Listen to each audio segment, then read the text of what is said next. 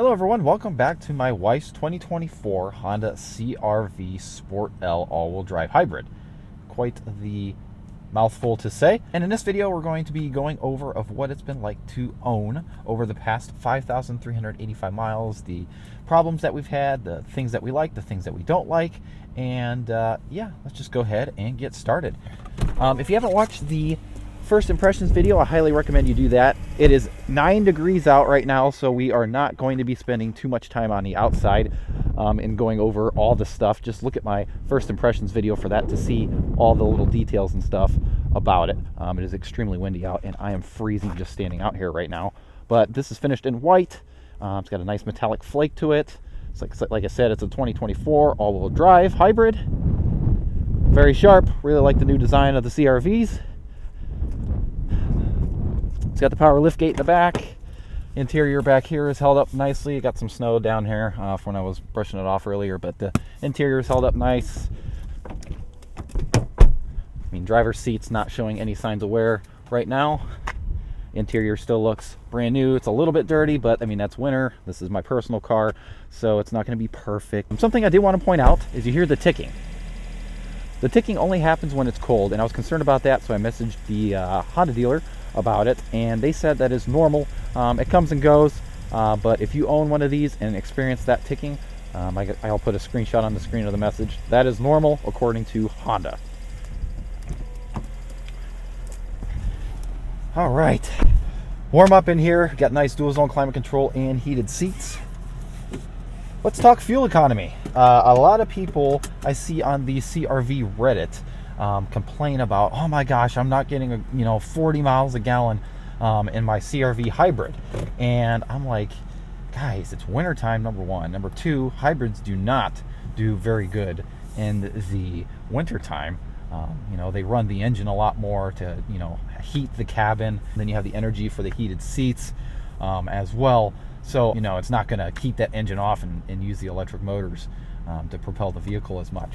So yeah, I mean, that's to be expected. Right now on this tank we're getting 31.1 miles a gallon, which I do not think is bad at all. That also takes in consideration remote starting as well, which not a lot of other manufacturers do. As soon as you remote start this car, that average fuel economy counts that as well. And my wife remote starts this every day for about 10 minutes to let it warm up, because this is an outside vehicle, it's not garage kept. And 31 miles a gallon on this tank. This is one of the worst tanks we've had in a while. I mean, let's see here.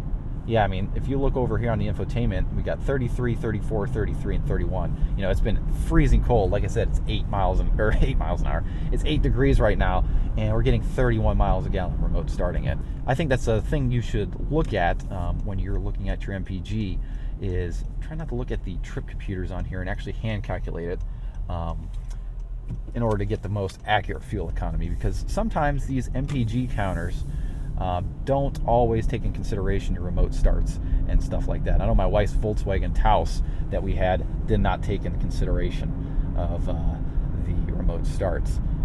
But I have hand calculated this, and it's within a half a mile per gallon or so, so I say it's pretty accurate. But overall, like I said, the fuel economy, it's been fine. It's been great. It's been as expected. Above 30 mpg in the winter.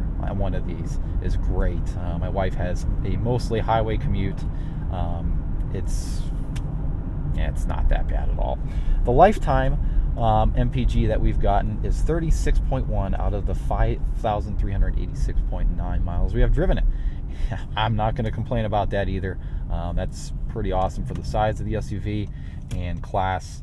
I'd say it's right up there with something like a Toyota RAV4. Maybe not as efficient as a Toyota RAV4, but close enough. So things we do like about this vehicle: it's just a very comfortable cruiser and fun to just take on some road trips and get your groceries and stuff. And it's a pretty efficient little hauler. All the people that have ridden in the back of this thing say it's extremely comfortable as well. And these heated seats are getting a little toasty, and yeah, the heated seats are a nice bonus as well. I really like how smooth this powertrain is. I mean, this is, like I said, one of the smoothest hybrids to buy on the market today. Actually, it is the smoothest hybrid on the market today. It's just butter. It's like driving an EV. One thing that's actually really cool, I'm not sure if you can see it in the back there, but the back wiper is actually got like a defrost element on the back window. So the back wiper hardly ever freezes up, which is really nice, and it makes it a lot easier to see in the back. I'm not sure if you can see in the mirror, there's like little zigzags that cover the wiper arm, you know, where it rests, and that helps defrost the wiper blade, which is super cool. One thing I did forget to mention is the winter performance. This is the most amount of snow we've ever gotten this winter so far, so I can't really speak to that yet. I'm not quite sure how the all-wheel drive system does in the snow. I'd be really curious to see. I wish we got, some actual snow, but as you can see, this is all we got. Maybe you guys can chip in the comments and let me know what your experience has been in the snow with one of these, because I'd be curious myself. We did have 2 issues on this car, and one of them had to do with the collision mitigation system. My wife was going to the store, and all of a sudden the CRV just started braking, just out of nowhere, just like full out brake checking. And she was actually like, brake checking the person behind her, and it wasn't her fault. It was the car doing it itself, just constantly. She couldn't go very far because every time she would start going, the car would just brake. Finally she got it to the place she was going, and she called me, pretty upset, rightfully so, like, what the heck is going on? I just got this brand new car and this thing is just stopping by itself. And apparently it was a leaf that got stuck on the sensor and was, causing the collision mitigation system to freak out and think that it was a car. Well, it ended up throwing a code and, turning that collision mitigation system off, and then, giving her an error on the dash. And we took it into the dealer, and they said, hey, that's normal with these safety systems. Sometimes a leaf or heavy rains will cause that. And we're like, are you kidding me? So I did some, I did some research and dug into all this stuff, and that's common. That's common across all these car brands: Toyota, Honda, Ford.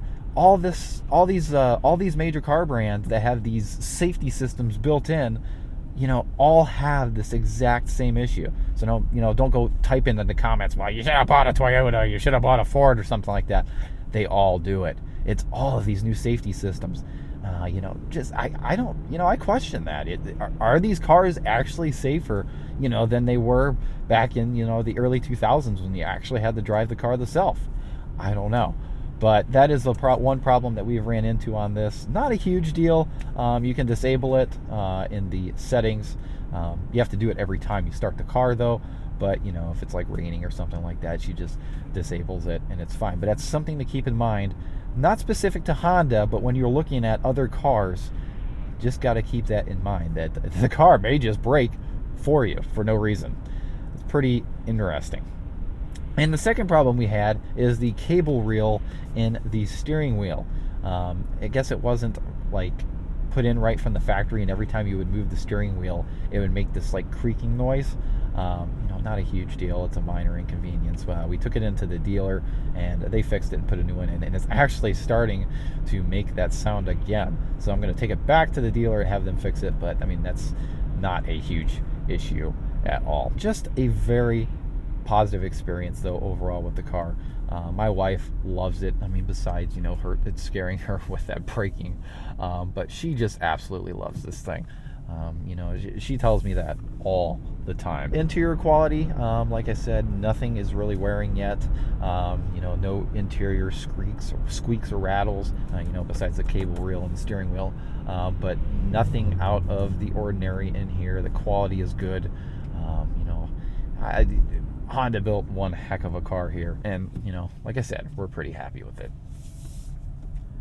So without further ado, let's go ahead and take this over to the gas station and fill it up. Let's see how much it costs to fill this up from a little bit under a half a tank. Something to keep in mind with this car, hopefully the wind is not as bad, but the gas cap tank will lock with the door, so you got to be sure to open it before you fill it up. Otherwise, you'll have to unlock the car in order to get the gas cap open. All right, there you have it. Gas with 285, $23, 8 gallons from a little under a half tank. That's one thing. We do not fill up very often with this. Very nice benefit. All right, guys, I think that will do it on the 2024 Honda CR-V Hybrid Sport L review. 5,000 mile update. I will try to keep doing this, every 5,000 miles or so, just to keep you guys updated with any issues that we have run into. Overall, pretty positive experience with this car. I'm going to try to keep this video kind of short and sweet. Be sure to follow me on Instagram at Paul's Place YT for some additional content behind the scenes. Got some exciting stuff lined up for you guys this year. I haven't been posting too recently because I have been fighting being sick, and this weather makes it extremely difficult to do videos in with the wind and stuff.